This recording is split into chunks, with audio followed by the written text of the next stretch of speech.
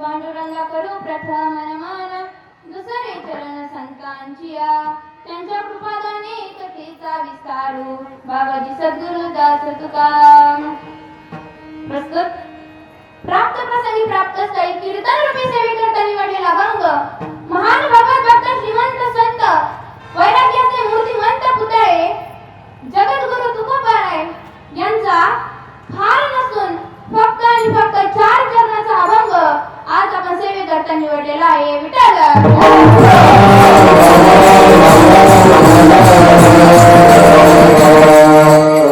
आता तुम्ही म्हणसाल तुकोबाराय हे वैकुंठ निवासी कसं काय? अहो तुकोबारायांची अवस्था तर अशी की तुकोबारायांच्या खिशात नाही धन, समाजात नाही मान, घरात मोडका खाट, पाणी प्यायला फुटका माठ, परंतु असं असताना सुद्धा ज्यांनी थेट गाठली ना वैकुंठाची वाट असे असणारे जगद्गुरु तुकोबाराय यांचाच अभंग आज आपण सेवेकरता निवडलेला आहे. विठ्ठल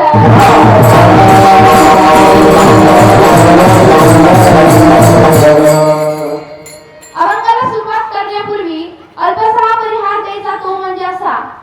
जगत चालक ब्रह्मांड नायक भगवान परमात्म्याच्या कृपा आशीर्वादाने चालू असलेला हा आपल्या गावातील अखंड हरिनाम सप्ताह या नामयज्ञाचा सुगंध आपल्या गावातच नव्हे तर अगदी आसपासच्या प्रत्येक परिसरामध्ये पसरलेला आहे. बघा तसेच आजच्या या नामयज्ञामध्ये या नामयज्ञ सोहळ्यामध्ये गायनाला साथ करण्यासाठी आपल्या गावातील रामेश्वर महाराज असेल, तसंच विजू मामा असेल, रवी मामा असेल, परदेशी बाबा असतील, तसंच पखवाद्याला साथ करण्याकरिता रवी महाराज असेल, कृष्णा महाराज असेल. आता एक सांगायचं म्हटलं तर पखवाद वाजवणं काही सोपं नाही बाबा. जोपर्यंत या सजीव हाताचं कातड त्या निर्जीव कातडीला लागत नाही, जोपर्यंत या हाताचं रक्त त्या शाही पुरीला लागत नाही ना, तोपर्यंत ते मृदू करायचं आपल्यावरती कृपा करत नसतो. पखवाद वाजवणं सोपं नाही, कलाकार होणं सोपं नाही महाराज. तसंच गायनाला साथ करण्याकरिता अश्विनी दिदी असेल, शिवानी दिदी असेल, तसेच सगळ्या महिला सुद्धा उभा आहे. जनाई मुक्ती सारख्यात लहान मुली सुद्धा इथे उभा आहेत. बाल गोपाळ पण इथे सर्व उभा आहेत. बघा इथं आता असं झालंय, गंधर्वासारखे गाणारे काय गंधर्वासारखे गाणारे, सूर्यचंद्रासारखे वाजवणारे, परिस्थितीसारखे ऐकणारे, फक्त सांगणारा शुद्धाचारी नाही एवढं मात्र लक्षात ठेवा.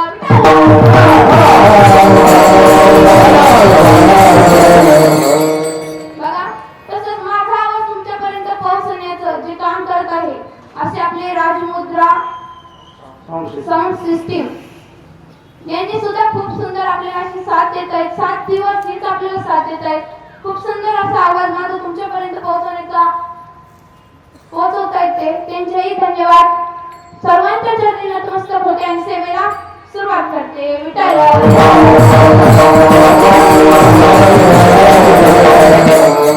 आता तुम्ही म्हणाल ताई तुम्ही सर्वांचं नाव घेतलं पण आमचं नाव घेतलं. या सर्वांचं नाव घेतलं मग आमचं आपल्या सर्वांचं नाव जर घ्यायचं म्हटलं तर आपलं कीर्तन इथंच बोलत चला. महिला मंडळ आपलं कीर्तन इथंच संपत. पण तुमच्या सर्वांचं नाव घेते मी. कसं एक नाव घेईन तुमच्या सर्वांसाठी. मृदुंग वाजे टाळ वाजे वाजे मधुर विना, मृदुंग वाजे टाळ वाजे वाजे मधुर विना, तुम्हा सर्वांचं नाव घेते मुखाने विठ्ठल विठ्ठल म्हणा. विठ्ठल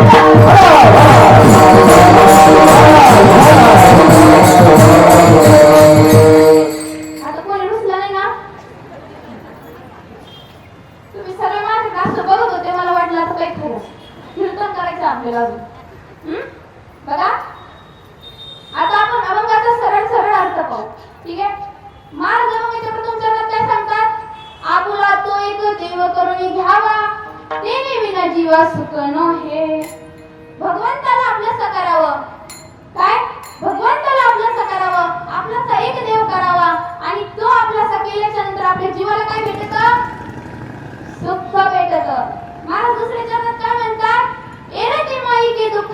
जनिती नाही आधी अंती अवसान. बघा, आपल्यावरती दुःखाच्या लाटा खंड येणारच आहे, त्या आधीच्या असो किंवा नंतरच्या. महाराज तिसरे जगात काय म्हणतात? अविनाश करी आपुले ऐसे लावी मना पिसे गोविंदाचे. महाराज काय म्हणतात की काम क्रोध लोभ हे जे विकार आहेत याचा नाश करून आपल्या मनाला कोणाचा वेळ लावावा? तर त्या गोविंदाचा वेळ लावावं. महाराज चौथ्या चरणात काय म्हणतात? एरती माई ते दुःखाची जनिती नाही आधी अंती अवसान. जन्माला आलेल्या महाराज काय म्हणतात? महाराज शेवटी चरणात तुका म्हणे ऐका मरणेची सरे उत्तमाची उरे कीर्ती मागे. काय म्हणतात महाराज? जन्माला आलेल्या प्रत्येक माणसाला मरायचंय. तो गेल्याच्या नंतर इथं काय राहतं? तर त्याची कीर्ती. नामदेव महाराज म्हणतात मरणाआधी सावध व्हावे, कीर्ती करून मरावे. आपण गेल्याच्या नंतर आपलं काय राहणार आहे? तर कीर्ती राहणार आहे. हा झाला अभंगाचा सरळ सरळ अर्थ. विनोदी भाषेत सांगायचं म्हटलं तर या झाल्याच्या ठळक बातम्या विटाला.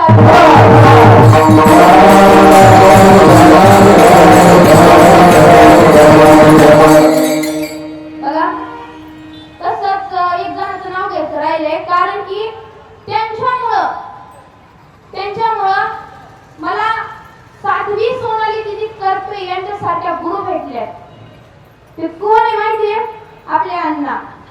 अण्णाचं नाव घ्यायचं राहिलं होतं. अण्णाही आज कीर्तनात उपस्थित आहे. मी माझं परम भाग्य समजते आणि सेवेला सुरुवात करते.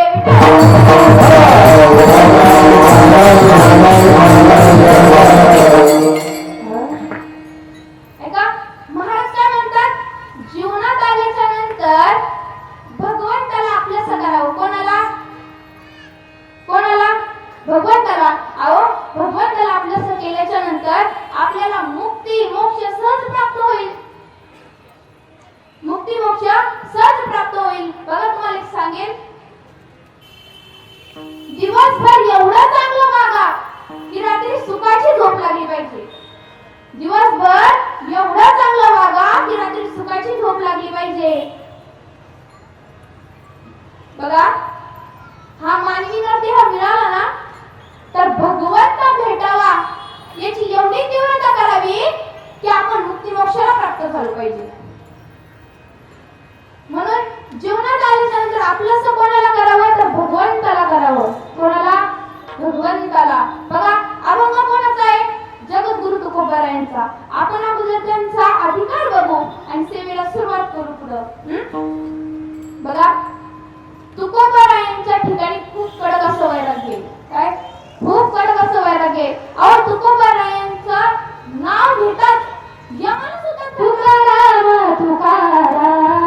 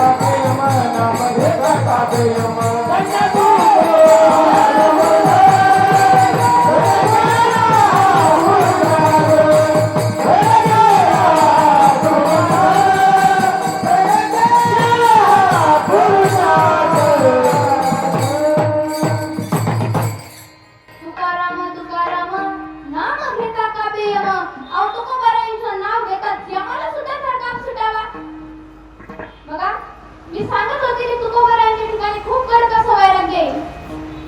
तुम्ही म्हणाल कसं? तर बघा, एकदा तुकोबरायांच्या गावी दुष्काळ पडला होता. काय दुष्काळ? त्या दुष्काळामध्ये तुकोबरायांची पत्नी, लेकरं, गुरं, ढोरं सर्व काही मरण पावली. एवढं सुद्धा होऊन तुकोबराला म्हणतात, बरे झाले तेव्हा निघाली दिवाळी, या दुष्काळी पिढा गेली. काय? या दुष्काळी पिढा गेली. कोण? तुकोबराय म्हणतात. तुम्ही आम्ही म्हणलो असतो का? म्हणलो असतो का? नसतो म्हणलो. बघा, अजून सांगेल, एकदा तुकोबराय हे भंडारी डोंगरावरती भजन करण्याकरता गेले. तिथं गेले असताना तिथं एक दुर्बुद्धीची स्त्री आली आणि ती तुकोबरायला त्रास देऊ लागली. तुकोबराय तिला म्हणतात, अगं बाई जा तू जायो तू माते न करी चालत, जायो तू माते न करी चालत, जायो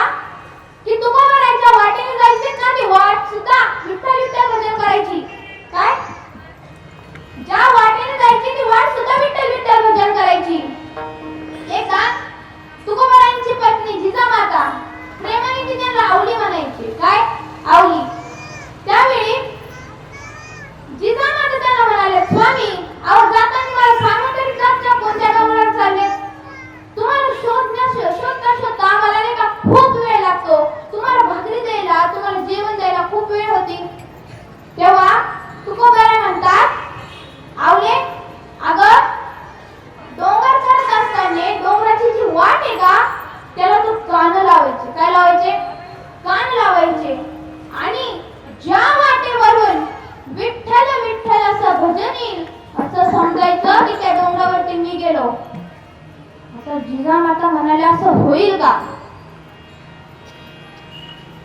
सांगा बरं, आपण एखाद्या रस्त्यावरून गेलो तर ती वाट विठ्ठल विठ्ठल भजन करेल का? अहो, एवढं काय विचार करतात? आपलं साधं तोंड सुद्धा करत नाही लवकर. बरोबर की नाही? आपलं तोंड सुद्धा लवकर विठ्ठल विठ्ठल भजन करीत नाही. बघा, आपल्याला असं वाटत असेल ना की आपली पाऊलवाट विठ्ठल विठ्ठल भजन करावं, तर त्याआधी मुखाला सवय लागली पाहिजे, तेव्हा वाट करील. आवली माताला प्रश्न पडला की खरंच वाट ही विठ्ठल विठ्ठल भजन करील? त्यावेळी तुकोबरा म्हणतात, आवले उद्या तू ये आणि बघ.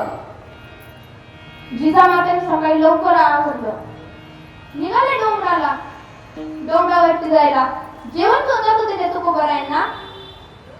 डोंगर चढत असताना त्या वाटेला कान लावले. काय लावलं? कान.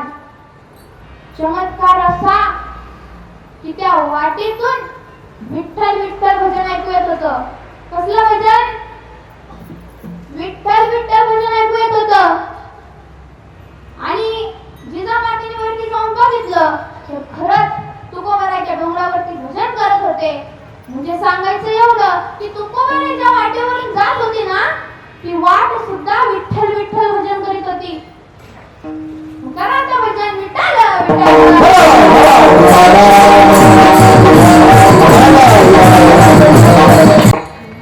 बघा, महाराज म्हणतात की देवाला आपलं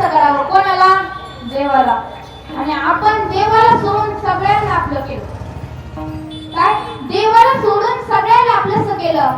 बरोबर की नाही? महिला मंडळ बोलत चला ना. बरोबर की नाही?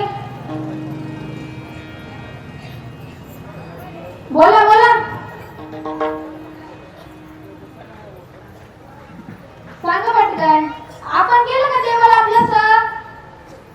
तुमचा जोपर्यंत आवाज येणार नाही का तोपर्यंत कीर्तन होत जाणार नाही. आपण सांगा पटकन, आपण केलं का देवाला आपलंसं? नाही. बघा, आपण सर्वांना आपलंसं केलं पण भगवंताला आपलंसं केलं नाही. आपण या संसारातच गुंतलोय. काय? या संसारातच गुंतलोय. आपण म्हणतो लग्न झाल्यावरती सुख असतं. पुरुष म्हणतात खरं खरं बोला, लग्न झाल्यावर सुख असतं? बोला पटकन, घाबरू नका. लग्न झाल्यावर सुख असतं का? नका, नाना नाही माहिती. असतं का?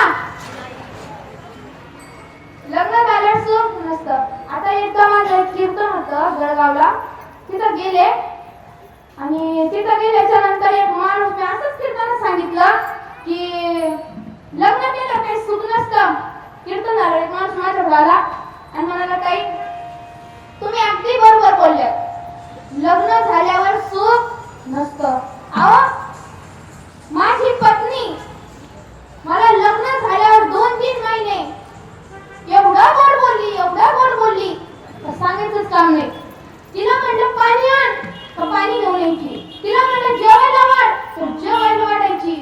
आणि इतका आवाज घालायची, एक सुद्धा शब्द खाली पडून देत नव्हती. आता आमचं लग्न होऊन 1 वर्ष झालं. किती वर्ष? 1 वर्ष. आता जर मी तिला म्हणलं ना मला जेवायला ताटली, ती म्हणते खा नाही तर उपाशी मर. काय म्हणते? खा नाही तर उपाशी मर. म्हणजे सांगा, लग्न झाल्यावर सुख असतं का? असतं का सुख? नसतंय सुख. आपण म्हणतो लेकरं झाल्यावर सुख असतं. आता मला सांगा, ते बरे निघाले तर ठीक आहे. बरे निघाले तर ठीक आहे, नाही तर आपल्याला झेंडा म्हणून पंढरपूरला पाठवते काठी घेऊन. बरोबर का नाही?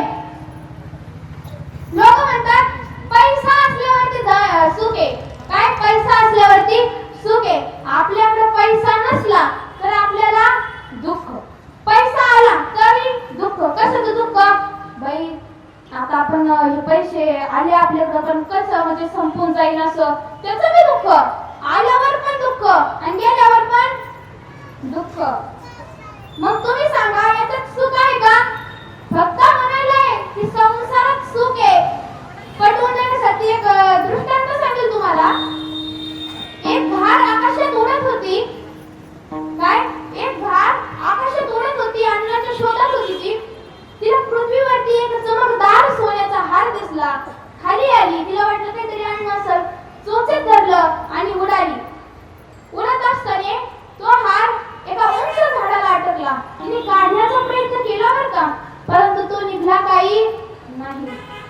आता ते झाड होतं नदीच्या किनाऱ्यावर. बघा, त्या हाराचं प्रतिबिंब पाण्यात दिसायचं. एक व्यक्ती स्नान करायला आला. त्याला वाटलं पाण्यात सोन्याचा हार आहे.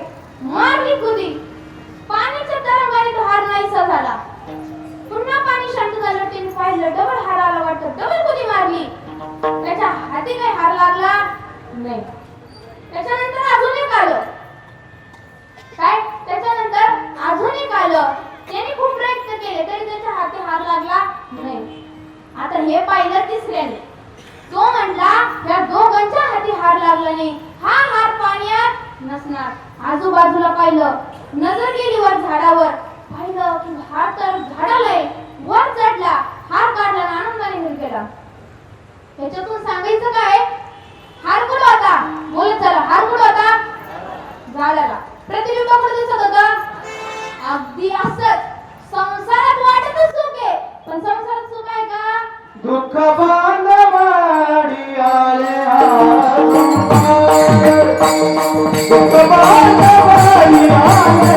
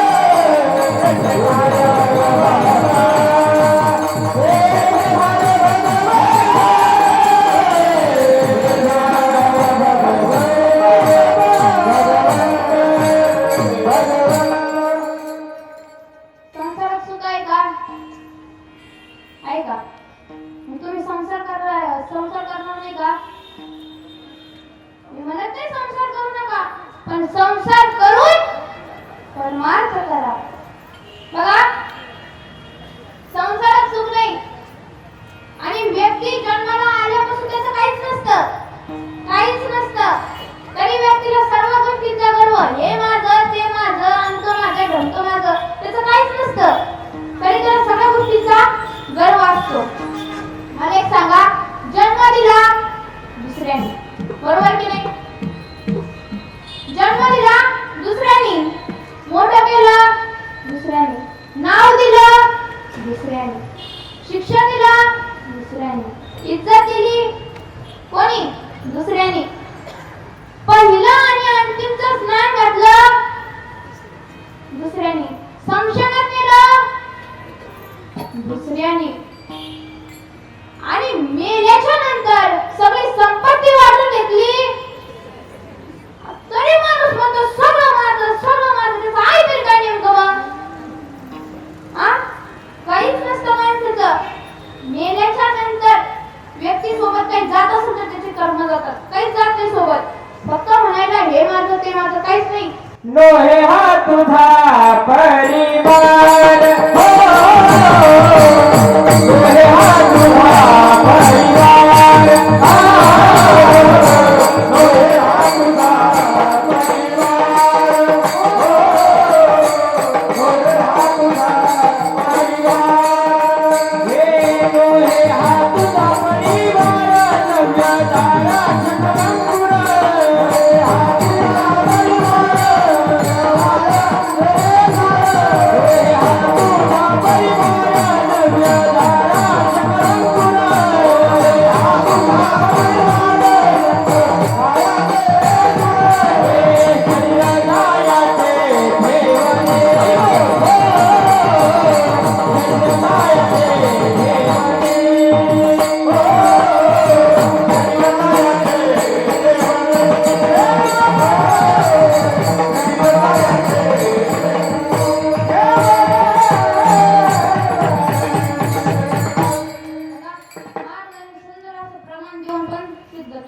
बरोबर?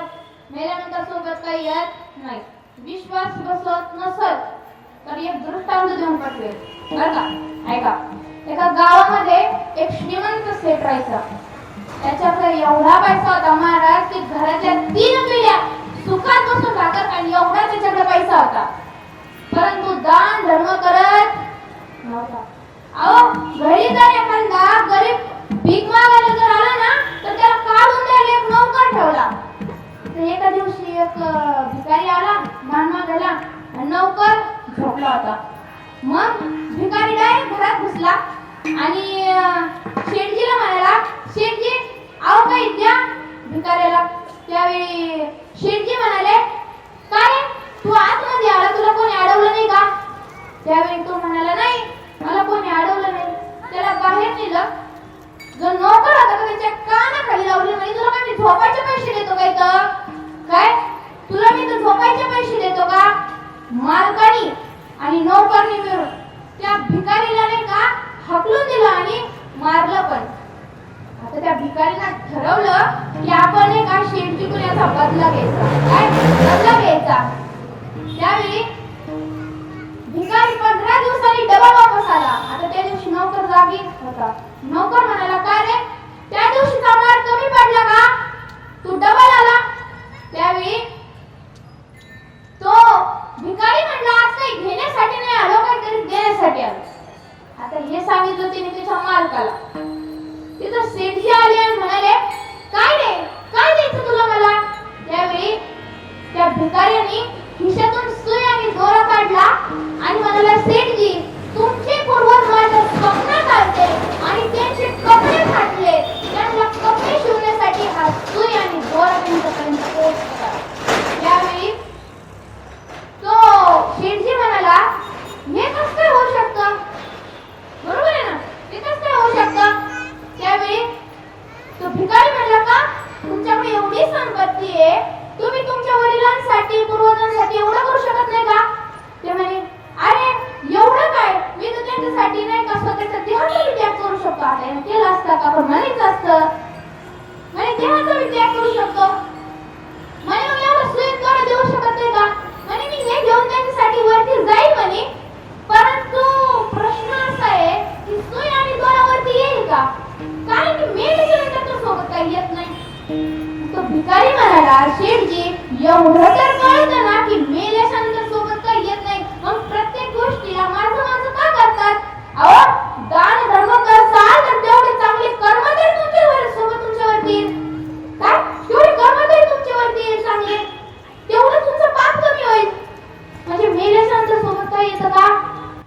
खाली हाथ आया है खाली हाथ जाएगा खाली हाथ आया है खाली हाथ जाएगा खाली हाथ आया है खाली हाथ जाएगा खाली हाथ आया है खाली हाथ जाएगा खाली हाथ आया है खाली हाथ जाएगा खाली हाथ आया है खाली हाथ जाएगा खाली हाथ आया है खाली हाथ जाएगा खाली हाथ आया है खाली हाथ जाएगा तूने जो कमाया है तूने जो कमाया है तूने जो कमाया है कोई और खाएगा खाली हाथ आया है खाली हाथ जाएगा खाली हाथ आया है खाली हाथ जाएगा खाली हाथ आया है खाली हाथ जाएगा खाली हाथ आया है खाली हाथ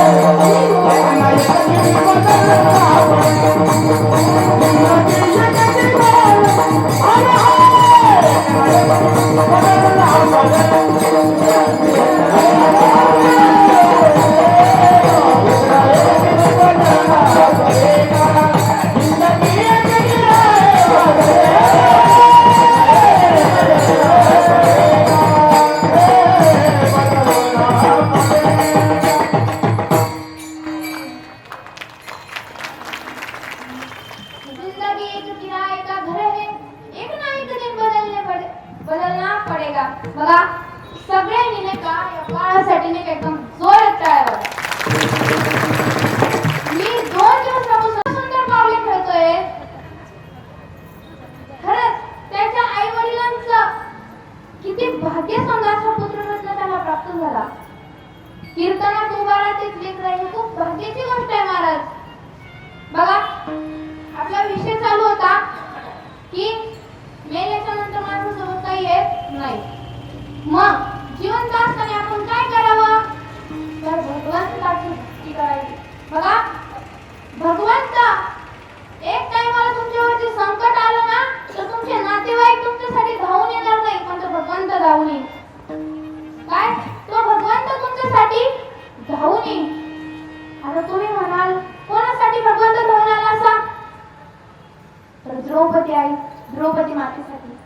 बघा द्रौपदी मातेवरती जेव्हा वस्त्रहरणाचं संकट आलं ना त्यावेळी भगवंत त्यांच्यासाठी धावून आले. द्रौपदीची थाली दिलली लजपतीचे राजी द्रौपदीची थाली लजपतीचे राजी भगीरथा काळजी भगीरथा काळजी स्वर्गावरी गंगा सांग पाहू तुकोबाची अमृतवाणी करता ते माझी गाथा तुकोबाची अमृतवाणी करता ते माझी गाथा गगनात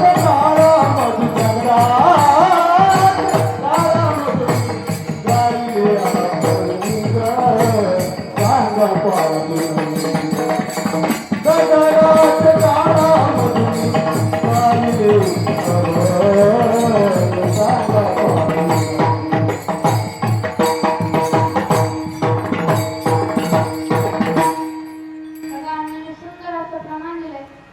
बघा कोणासाठी धावून आला तर द्रौपदी मातेसाठी.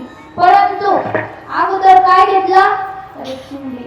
भगवंत आधी घेतो आणि मगच देतो. तो फुकटचा कोणाचा काटा सुद्धा काढीत नाही. आधी घेतो आणि मग घेती तेव्हा देती ऐसा सती उदार ऐसा सती उदार ऐसा सती उदार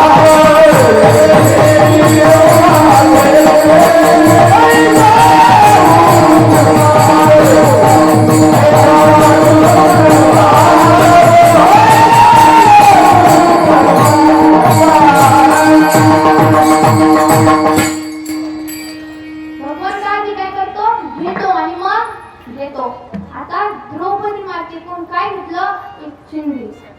असं काय संकट आलं जगाच्या बापावर की त्याला द्रौपदी आईकडून चिंधी घ्यावी लागली. तर बघा एकदा भगवंताची करंगळी कापली. काय करंगळी. सख्खी बहिणीला चिंधी मागितली. कोणाला सख्ख्या बहिणीला. सख्ख्या बहिणीला चिंधी सापडाना. काय सख्या बहिणीला चिंधी सापडाना. आता विचार करा सुभद्रे मातेच्या घरी कशाची कमी होती. राजराणी तिच्या घरी कशाची कमी होती का नव्हती. तरी पण एक चिंधी सापडाना. त्यावेळी भगवंत द्रौपदी आईच्या घरी गेले. बघितलं द्रौपदी आईंनी की भगवंताची करंगळी कापलीये. मागचा पुढचा विचार न करता डोक्यावरती पदर होता तो खाली घेतला आणि फाडला आणि भगवंताच्या बोटाला बांधला. आता तरी घ्या डोक्यावर पदर. यांचे कोणाचे राहिले असं खाली सांगितलंय मी. आता तरी घ्या. त्यावेळी उद्धवजी कोण उद्धवजी भगवंताला काय म्हणतात भगवंता अरे ही बघ तुझी बहीण. काय ही बघ तुझी बहीण. आणि मी डोक्यावरचा पदर खाली घेतला आणि पतिव्रता स्त्रीने कोणत्याच परपुरुषासमोर डोक्यावरचा पदर खाली घेऊ नाही. काय म्हटलं डोक्यावरचा पदर घेतला. तेव्हा द्रौपदी आई काय म्हणाले माहितीये म्हणे आज ज्याच्यामुळं माझं कुंकू जिवंत आहे ना. काय आज ज्याच्यामुळं माझं कुंकू जिवंत आहे ना त्याच्या समोर मी पदर खाली घेतलाय आणि त्याच्याच हातात आहे की माझं कुंकू ठेवायचं की नाही. त्यावेळी भगवंत म्हणाले तरी द्रौपदी तू एवढी भारी साडी फाडायला नकोय. द्रौपदी मातेची परीक्षा घेतली. काय द्रौपदी अगं एवढी भारी साडी फाडायची काहीच गरज नव्हती. त्यावेळी द्रौपदी माता काय म्हणतात माहितीये देवा अरे जर कामाला येत असेल ना तुझ्या तर माझ्या नसा सुद्धा कापून देईन. भगवान अगर काम आवे आपके तो काट दो इन नसों को. भगवान अगर काम आवे आपके तो काट दो इन नसों को. ये तो रेशम के धागे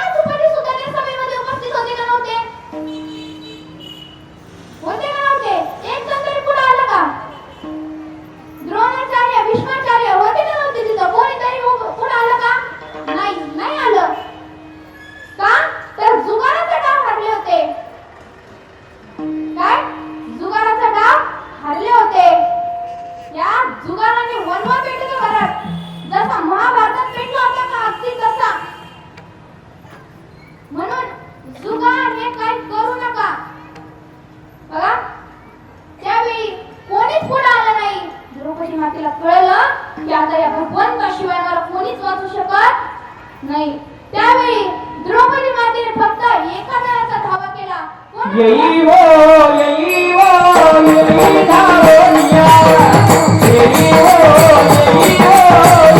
धावनिया विलंब कावाया राजेला सुपारे विलंब कावाया राजेला सुपारे येई वो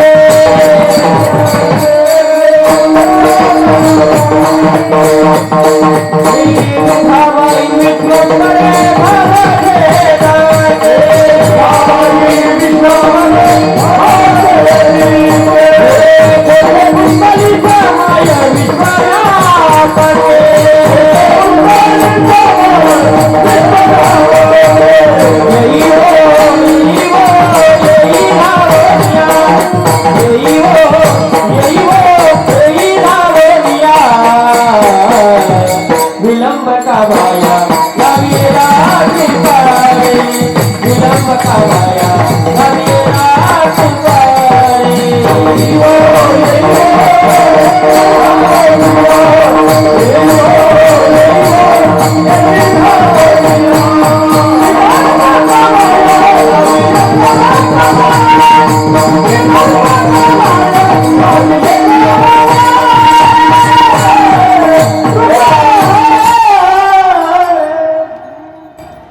काय कोण धावून आला भगवंत धावून आला कोण त्यावेळी जगाचा बाप द्रौपदी माईसाठी धावून आला कोण जगाचा बाप आपल्यावरती संकट आलं ना तर कधी कधी असं होतं की आपले नातेवाईक सुद्धा आपली कामं येत नाही त्यावेळी तो भगवंत आपल्या कामं येतो म्हणून भगवंताला आपलंसं करावं आणि जीवन जगत असताना एक गोष्ट मात्र लक्षात ठेवा की भगवंत फक्त एकच देव आपलासा करा आपलं असं झालंय आपला देव करो निघावा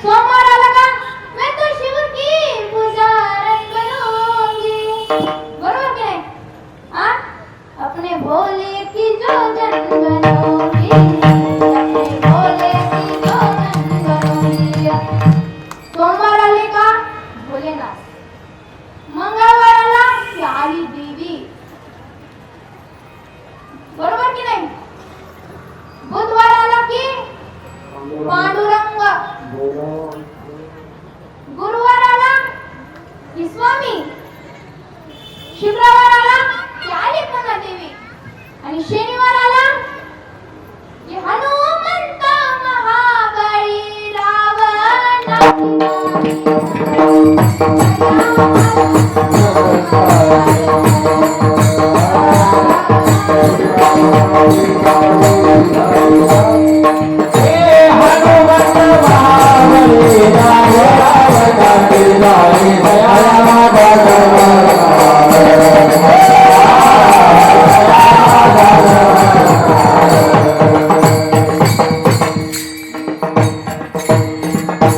शनिवार आले की लगेच हनुमंतराय.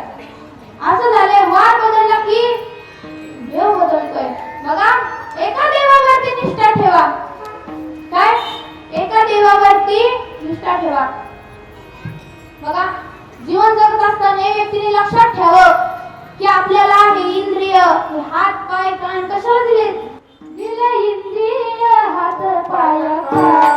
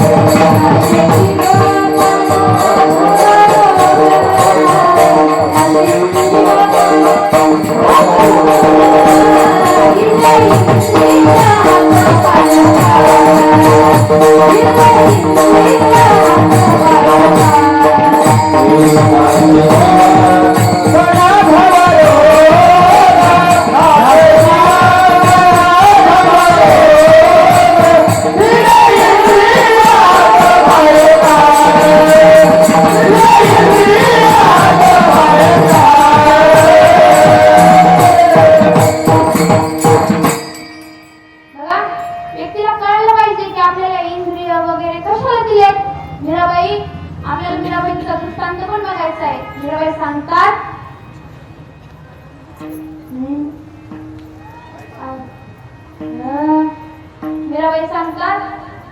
हे आँखों जो शाम का दर्शन किया करे, हे शीश जो प्रभु चरण में वंदन किया करे, बेकार मुख है जो रहे व्यर्थ बातों में, मुख वो है जो हरि नाम का सुमिरन किया करे, हीरे मोती से नहीं शोभा है हाथ की, ये हाथ जो भगवान का पूजन किया करे. ऐसी लागी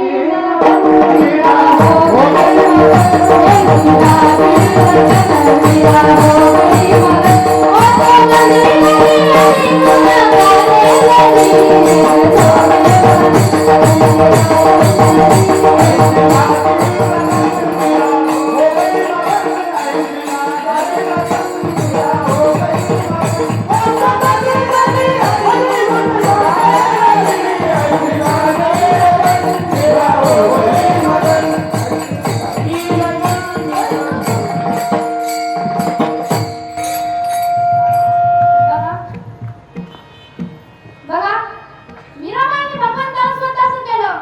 काय? मीराबाईंनी भगवंताला स्वतःच केलं. बघा, जी मुलगी लहानपणी भगवंताचं भजन करायची ना, ती सर्वांना आवडायची.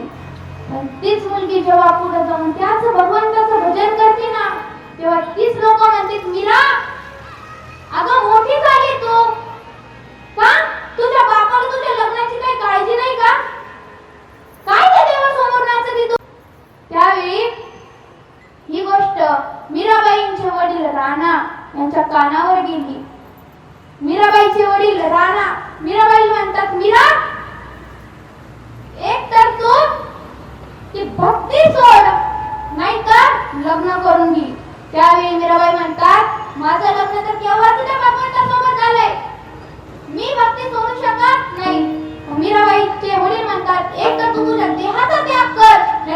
भक्ती करणं सोड.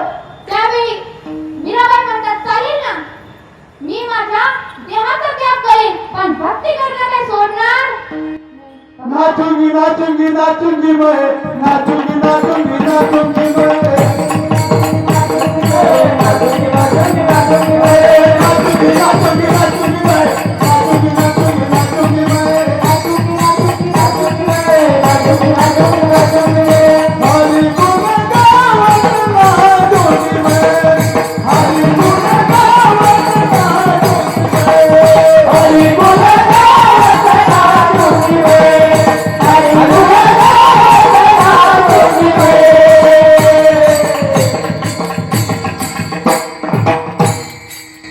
नाचूंगी नाचूंगी नाचूंगी हरी गुण गावत नाचूंगी. काय म्हणतात देहाचा त्याग करीन पण भक्ती करणं सोडणार मीराबाईंच्या वडिलांनी समजून सांगितलं. मीराबाई काही ऐके ना, नाही सोडणार मी भक्ती.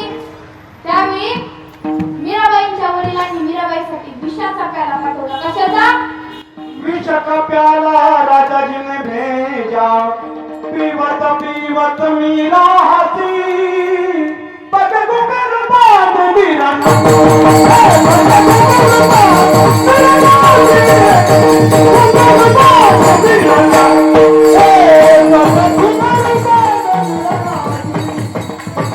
बांध मीरा काय म्हटले विषाचा प्याला पाठवला. कोणाला मीराबाईंनी.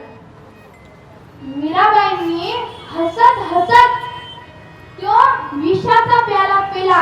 परंतु चमत्कार असा विष तर पिलं माझ्या मीराबाईंनी पण ते चढलं भगवंताच्या मूर्तीवरती. कोणाच्या भगवंताच्या मूर्तीवरती. एवढी भक्ती पाहिजे महाराज. काय भक्ती होती मीराबाईची. आ कोणी पिलं मीराबाईंनी. चढलं कोणाच्या कोणावरती भगवंताच्या मूर्तीवरती.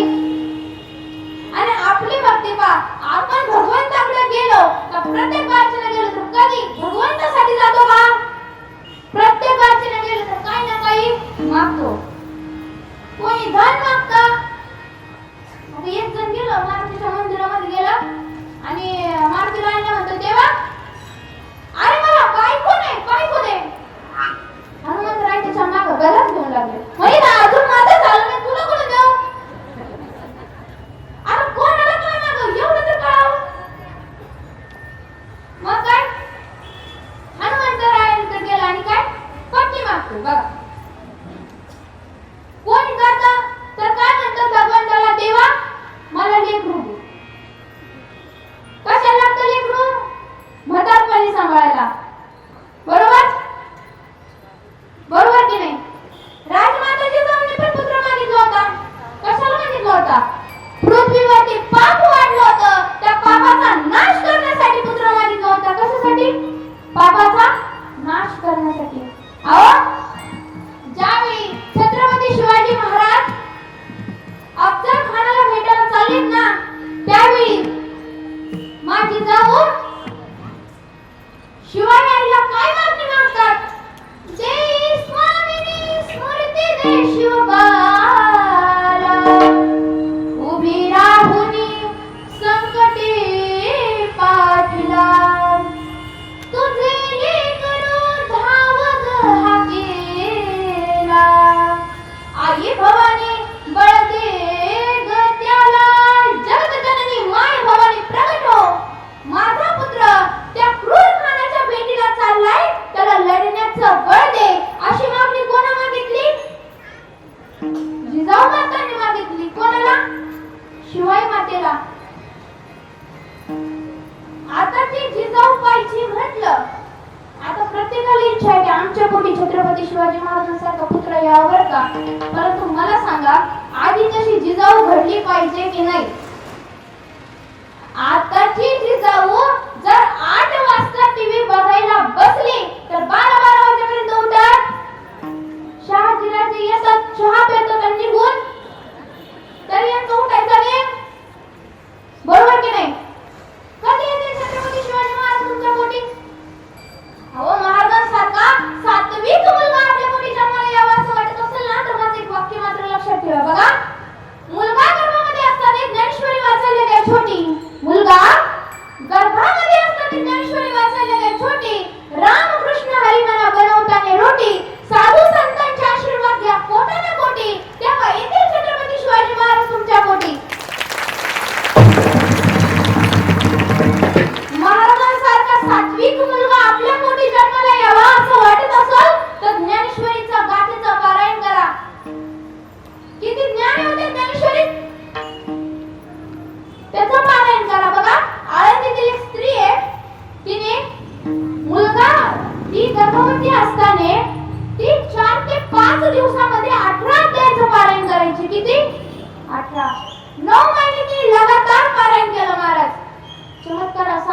पोटी जे बाळ जन्माला आलं ना त्याच्या गर्भातच ज्ञानेश्वरी पाठ होती. ही सत्य घटना आहे. म्हणून गर्भामध्ये असताना ज्ञानेश्वरी वाचा, शिवचरित्र वाचा. तशी मुलं जर आपल्या पोटी जन्माला यावे असे वाटत असेल ना तर हे करा महाराज. आणि आजचे लेकरं म्हणतात आम्ही महाराजांचे मावळे आहोत. कोणाचे? महाराजांचे मावळे. रस्त्याने एखादी मुलगी जात असेल तर तिला पाहून त्याची नजर खराब होती. तो म्हणतो मी महाराजांचा मावळा आहे. काय? तो म्हणतो मी महाराजांचा मावळा आहे. अहो म्हणतो केव्हा माझ्या महाराजांनी एखाद्या स्त्रीला वाईट नजराने बघितला? प्रत्येक स्त्रीला आई आणि बहिणीप्रमाणे बघितलंय. अहो मुसलमानाची स्त्री सुद्धा महाराजांसमोर आली. सुभेदाराची सुनलारती, सुभेदाराची सुनलारती, बहु एक सुंदर कशीच मती आई असती. आम्ही कसे बदलो असत बोलो राम राम राम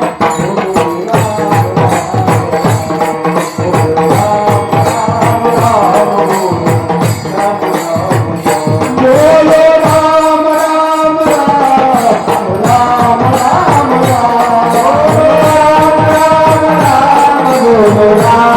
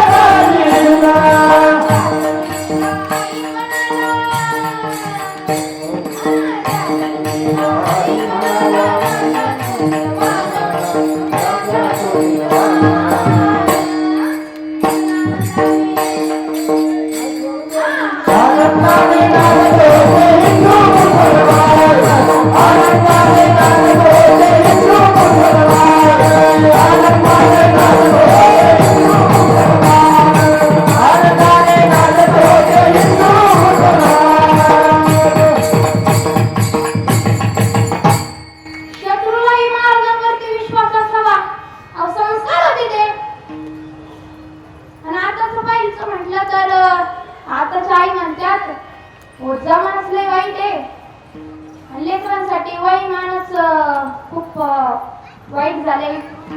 आता मला सांगा, माझा प्रश्न आहे तुम्हाला, वयाच्या 16व्या वर्षी कितव्या? वयाच्या 16व्या वर्षी छत्रपती शिवाजी महाराजांनी तोरणा किल्ला स्वराज्यात सामील केला. आताची तुमची मुलं काय करतात 16 वर्षाची? बोला बोला. कधी येतील छत्रपती शिवाजी महाराज पोटी? वयाच्या 18व्या वर्षी छत्रपती शिवाजी महाराजांनी शाहू महाराजांच्या हातातला राजदंड स्वतःच्या हातात घालून स्वराज्याचा सांभाळ केला. आता मला सांगा, तुमची 18 वर्षाची मुलं काय करतात? वयाच्या 21व्या वर्षी महात्मा ज्योतिबा फुले यांनी मुलींची पहिली शाळा पुणे येथे खोलली. बरोबर?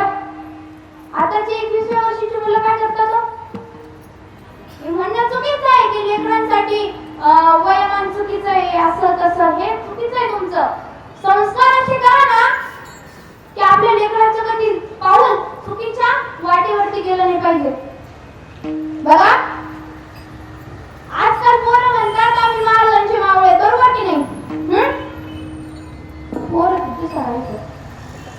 येतंय. लेकरांना घेऊन येतंय कीर्तनाला.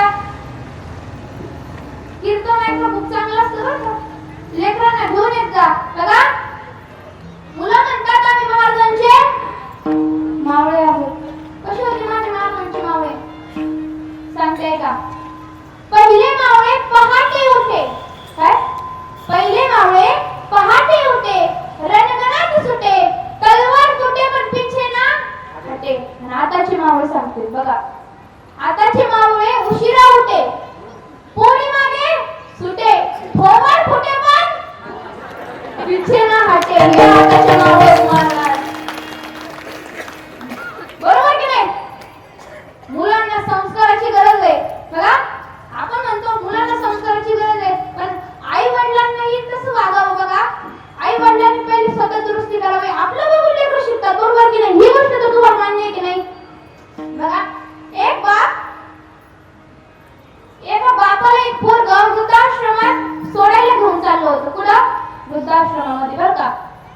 त्यावेळी घरून निघताना तिची पत्नी म्हणाली एक तर तुमचा बाप या घरात राहील नाही तर मी राहीन.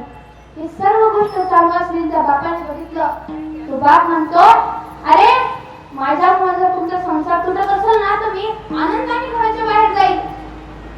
काय माझ्यामुळे जर तुमचा संसार तुटत असेल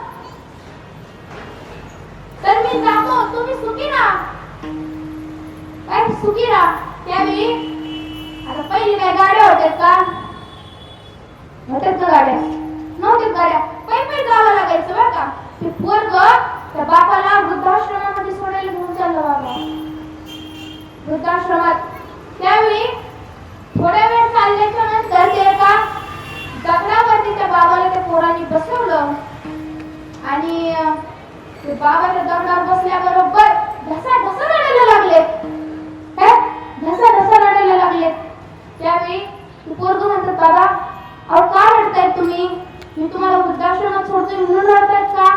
अहो काळजी करू नका, मी तुम्हाला प्रत्येक हप्त्याला भेटायला येईल. तुमच्या नातवांना पण घेऊन येईल मी. काळजी करू नका बाबा तुम्ही. त्यावेळी ते बाबा म्हणाले अरे तू मला वृद्धाश्रमात सोडतोय म्हणून मी रडत नाही. तू भेटायला नाही येशील माझ्या समोर नसशील म्हणून मी रडत नाही. अरे वाईट तर एका गोष्टीचं वाटतंय की एका वेळेला मी पण माझ्या बाबाला वृद्धाश्रमात सोडायला घेऊन चाललो होतो ह्याच वाटेने आणि आज कालचक्र असा फिरला की मला पण त्याच वाटेने त्याच वृद्धाश्रमात जावं लागतंय. यांनी यांच्या वडिलांसोबत असं केलं नसतं तर या पोराने असं केलं असतं का. आपले लेकरं आपल्याकडूनच पाहून शिकणार ना. बरोबर की नाही. बोलत चला तुम्ही. बरोबर की नाही.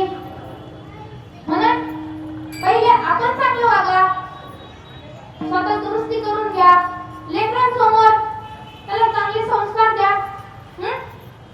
बघा आपण जसं वागू तशीच आपले लेकरं वागणार आहे. म्हणून जीवन सुंदर असं जगा. विठ्ठल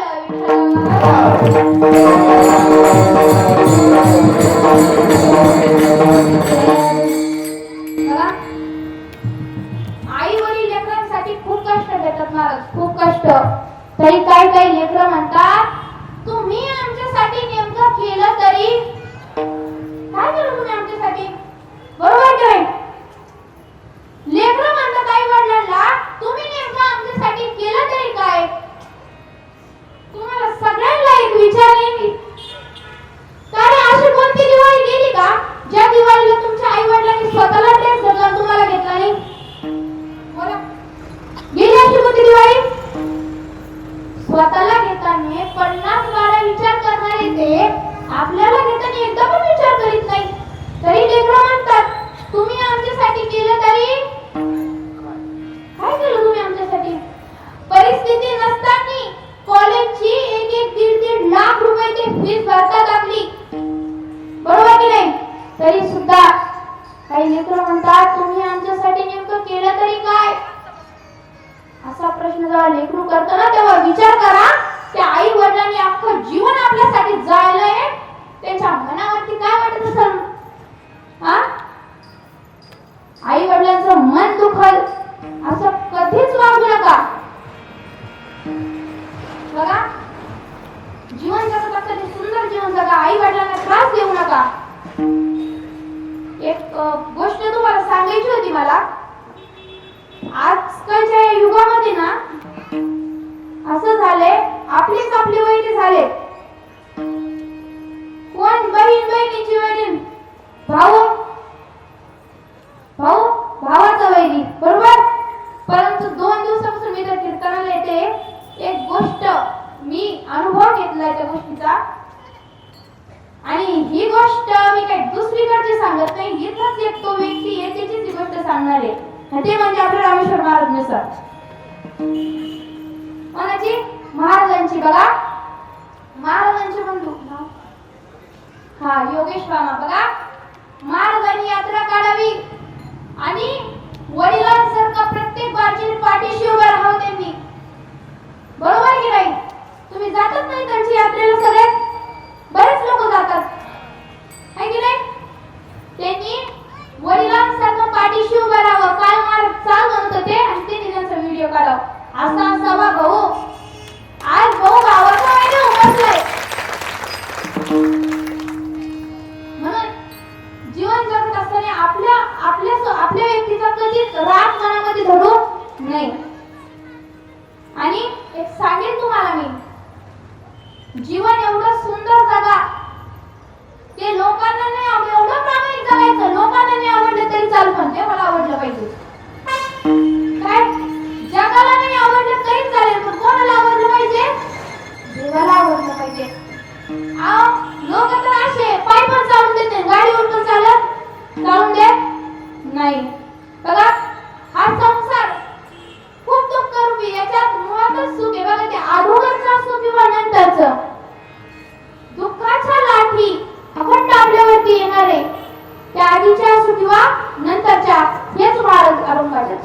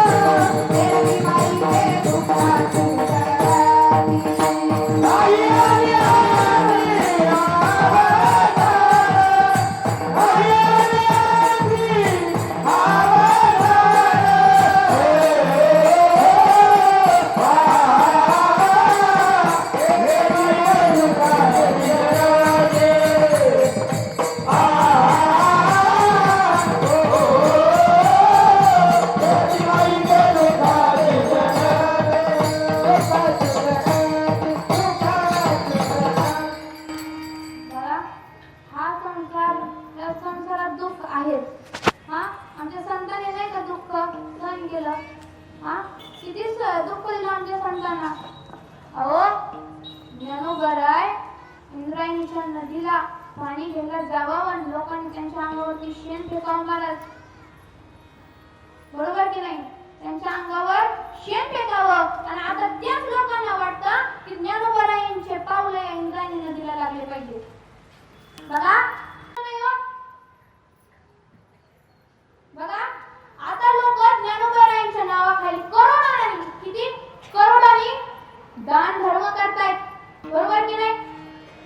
नक्की नाही. एकटीचं असं असतं, जोपर्यंत माणूस असतो का तोपर्यंत त्याचं महत्व नसतं महाराज, गेल्याच्या नंतर असतं.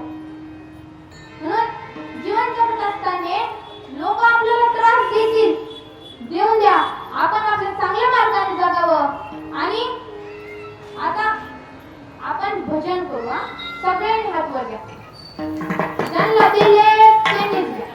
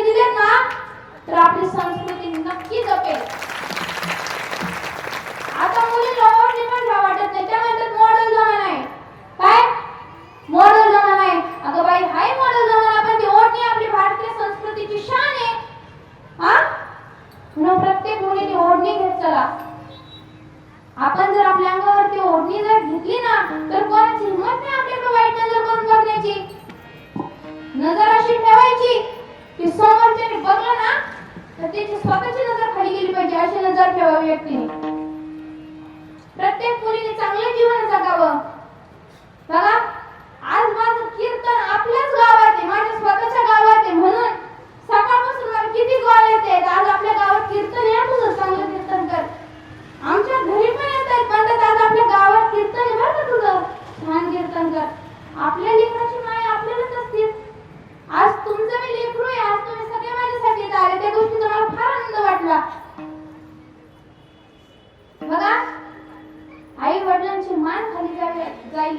कधीच मुलींनी वागू नये. मी तुम्हाला एक आता दुसऱ्याचं ते सांगणार, माझं स्वतःच सांगते. माझे वडील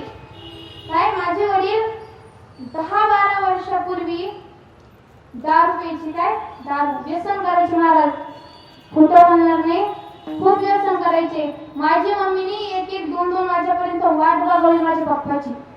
दारात येईल आत येईल, आम्हाला जवळ घेऊन झोपावं त्या आईने. इतके उपकार आहे ना तिचे माझ्यावरती. माझ्यासाठी माझ्या आणि माझ्या भावासाठी 7 ते 7 जॉब करायची ती. प्रत्येक इथं बऱ्याच लोकांना माहित असेल ही गोष्ट.